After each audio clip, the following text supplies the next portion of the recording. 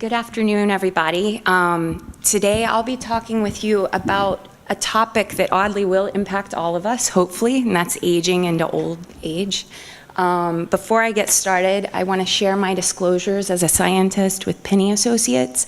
We provide consulting services to R.J. Reynolds, who was recently acquired by BAT, but we don't consult on combustible products. So today I'll start by giving you an overview of population aging, probably information you know, but hopefully some new details. I'll talk about smoking prevalence with a focus on older smokers, move into harm reduction ideas, and some future considerations. On a global level, the world is aging. We're growing older. We're moving into later decades of life, 80s and 90s.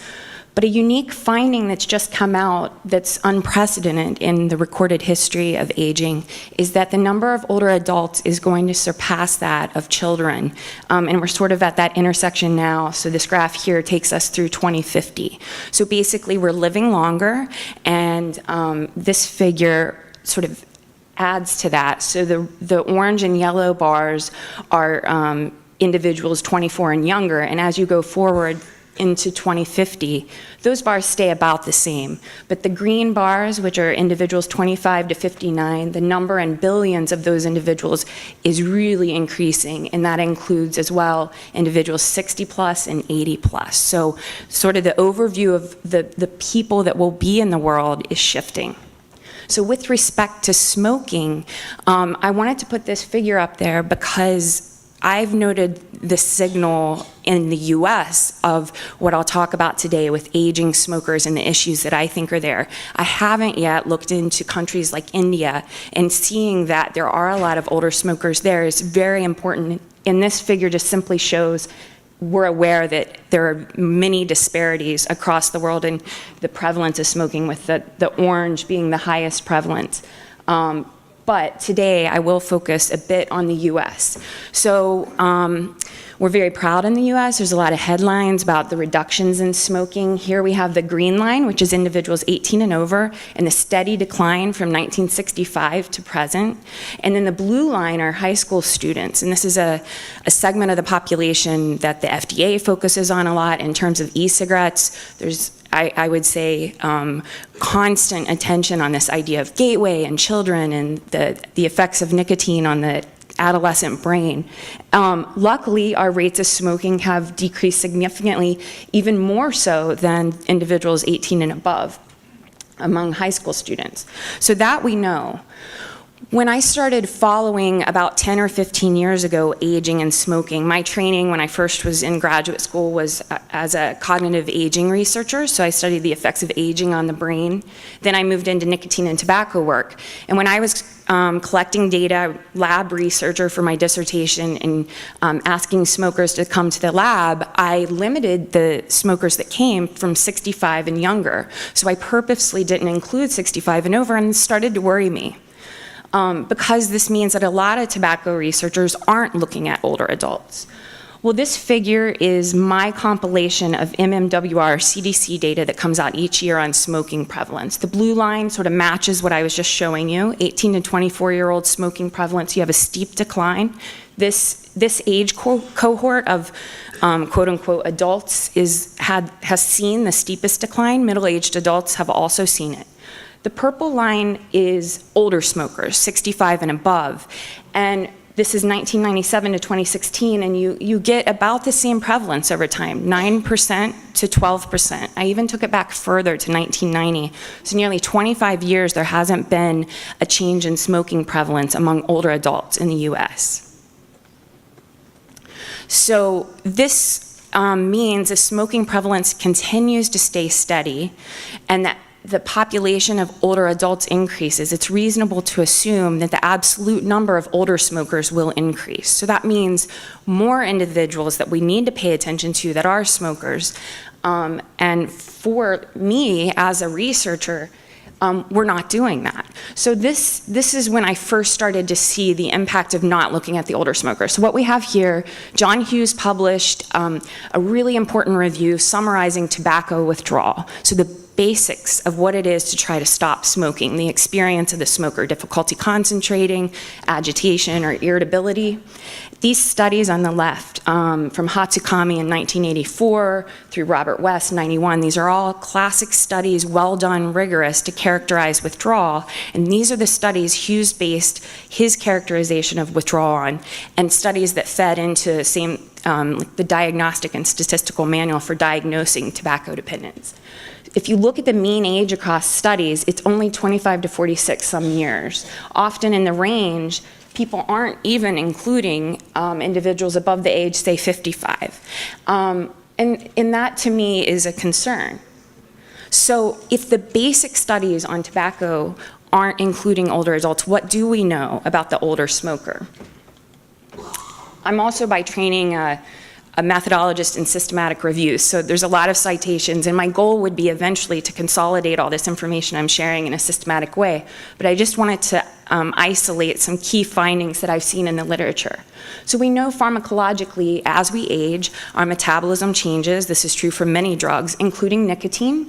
So it could be the case if you're prescribing, or if an older adult gets NRT over the counter, it could impact their smoking behavior differently than a younger adult. Drug interactions, we know that as we age, we're prescribed more medications. And so say an older adult is prescribed varenicline in the US to stop smoking, or Chantix, that could have more interactions with other drugs than say if you were a 25-year-old prescribed varenicline, which is a concern, and might decrease the chances of successfully quitting. Cardiovascular disease, hopefully, if someone were to smoke, there's a lot of research on former smokers looking at middle-aged quitting. Within 15 years on, say, cardiovascular outcomes, they begin to look like a non-smoker. And I know Farsalinos has done some research on cardiovascular changes by switching to e-cigarettes, so that's very hopeful for older adults, given that heart disease is one of the leading causes of death. Substance abuse, Helen was just talking about this, but often cigarettes are the last thing that an individual is going to give up, if at all, if they're dealing with alcohol, illicit drug use, or non-medical use of prescription drugs, and all of those things are correlated with smoking. And then hospitalization, a reality of aging. All of us, as we move forward, we're going to need support of medical care. And we know that smoking complicates wound healing, mostly because of the combustion, and also withdrawal. We know if you're suddenly asked to abstain from tobacco and nicotine in the ER, there's been cases across several studies of delirium and agitation among individuals that are older and pulling out, say, their lines. And this, they think, is attributed to the combination of, say, aging, the illness, and the withdrawal. So something new I've added to this, because actually a lot of the information I published about 10 years ago in a commentary I wrote during my postdoc. But as I have been here thinking about misconceptions, and also earlier this year at SRNT, our Nicotine and Tobacco Conference, a lot of information about how people don't understand the harms. It turns out older adults of all age cohorts are the least likely to understand this harm continuum. So for example, in one study, most older adults were most likely to endorse the idea that nicotine is the primary agent of disease, so nearly 90% of older adults. Also in low nicotine cigarettes, so this concept of slowly reducing the nicotine in cigarettes in America regulation, older adults are most likely to think that those reduced nicotine cigarettes are less likely to cause cancer than regular cigarettes, which is definitely a misconception, and that cigarettes or e-cigarettes are equally or more harmful than cigarettes. Older adults are also the most likely to think that. And one more data-driven table. I wish I had more wonderful pictures like Helen.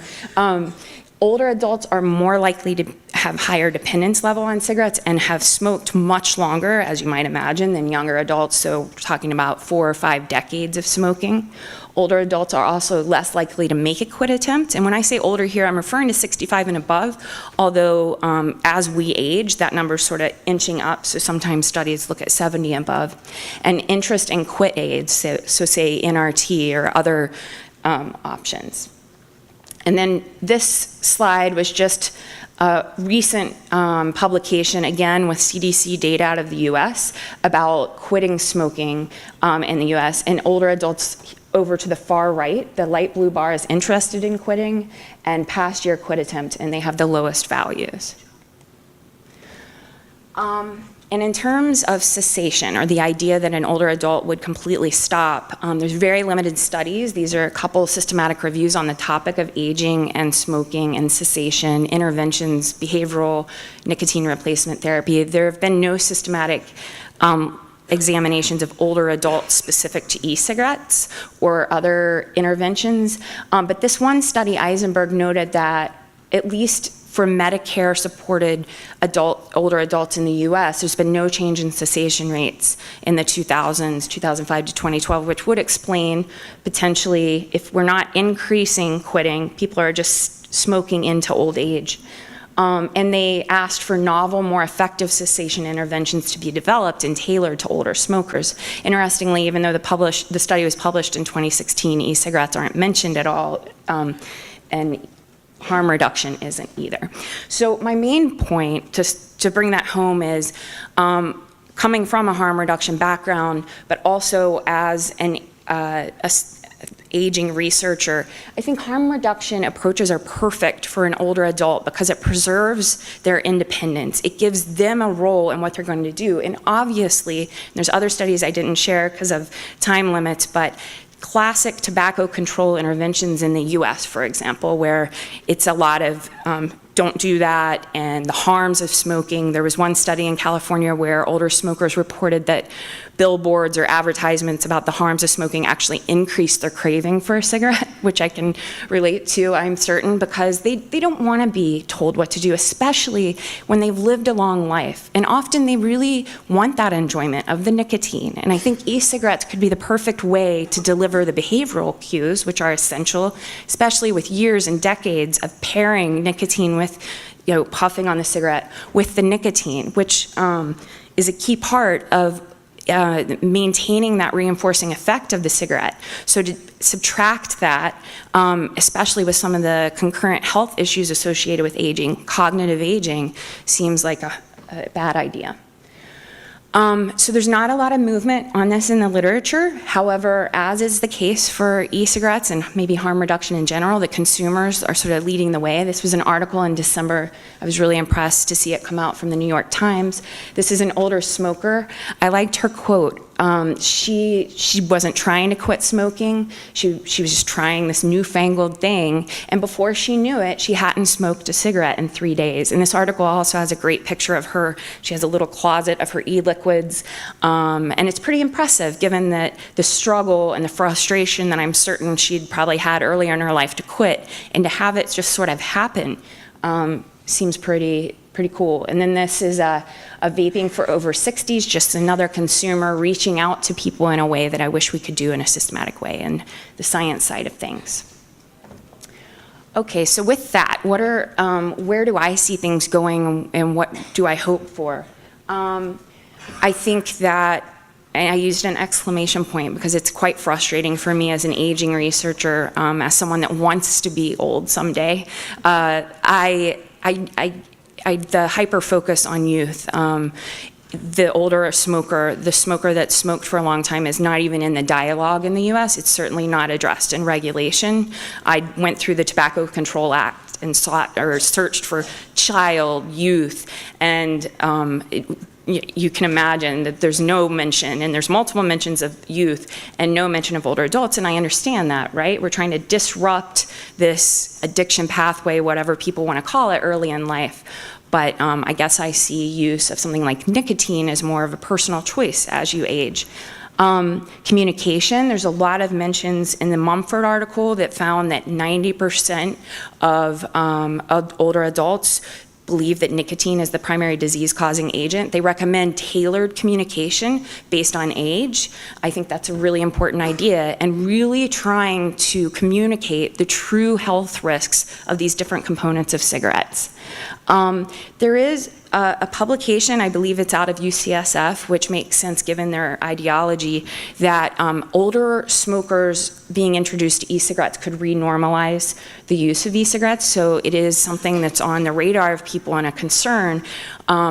I guess my ideology is the last way to normalize smoking is to give it to someone's grandmother, or e-cigarette use is to let your grandparents use it. So, and then technology. So I think for all of us, adoption of new products that have a lot of components, the charging, all these different components that say a cigarette's more simple to use, could be a challenge. And there was an article that just came out, and who knows if this is the case, suggesting that the heat not burn product in Japan is hard to take on because older smokers trying to switch and didn't. And they do interview an older smoker in that article. But I think this is something, right, we have to worry about for all individuals that we're hoping to switch to new technologies such as e-cigarettes. Thanks to GFN for having me, and Robin and Joe for giving me feedback on this presentation and other manuscripts related to this, and also to my dad. I intellectually have been studying this topic for a while. I said I published on it 10 years ago. Unfortunately, soon after I started at Penny Associates, he passed away. He had a vaporizer when he passed away. I was helping coach him switch, and I think he could have benefited from better products. Thank you.